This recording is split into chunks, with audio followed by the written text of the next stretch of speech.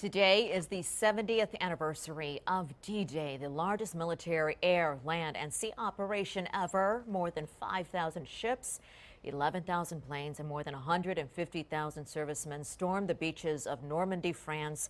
That decisive battle foreshadowed the end of World War II. I had the privilege this week of talking to Austin veterans that served in that war. Here's what I learned from Miller Hicks, who was 19 years old, a Navy ensign serving in the Pacific when he got word of the Normandy invasion. Did you realize at the time when you got word how big of an impact it would have on the war? I don't know that we did. The war had been going on, and of course we'd already lost a lot of family and friends, and I think it was kind of after the fact. We didn't realize what the massive size of that thing was. That invasion was huge, so it never entered our mind that it would be that big and that important. As time went on, you were part of a delegation that got to be part of the dedication ceremony. And one day in the office, I got a call from his aide, and he said, the president wants you to be a member of his presidential delegation going to Normandy to dedicate the Battle of Normandy Museum.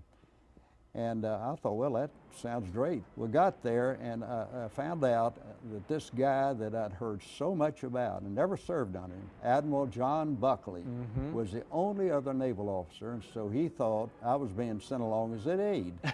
So he'd always say, Hicks, where's my luggage? Hicks, where we're supposed to go, and Hicks, where to do that. So we got there on D-Day. This is some 40 years after the fact.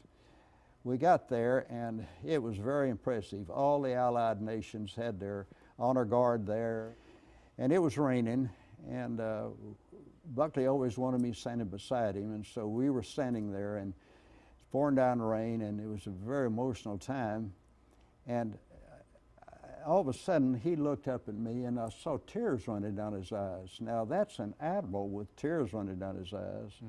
And he said, Miller, will you do something for me? And it's the first time he ever called me by my first name. And I said, Admiral, I'd damn near do anything for you. He said, well, there's a curved wall around the pavilion, and their names engraved on that wall, and there are 214 of my men whose bodies are out there at sea. They're never able to find them. So it was a very emotional experience, and we went back again, and it's if you haven't been to Normandy, the museum is fantastic. Interesting thing, they have a sort of surrealistic man in the middle of this pavilion, and it's dedicated to American youth.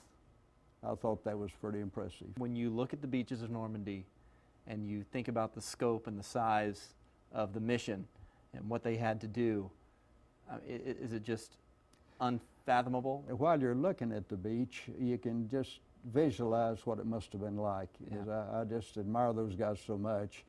You know, I've been in the service in 2 wars, but I'm not a hero. I think a hero to me are those who paid the ultimate price, those who were wounded and came back injured in body and mind, and those that were in harm's way a lot longer than I was. Now, they're my heroes.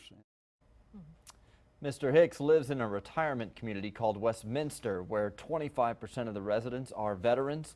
He formed the Westminster Veterans Corps as a way for them to share their stories and camaraderie.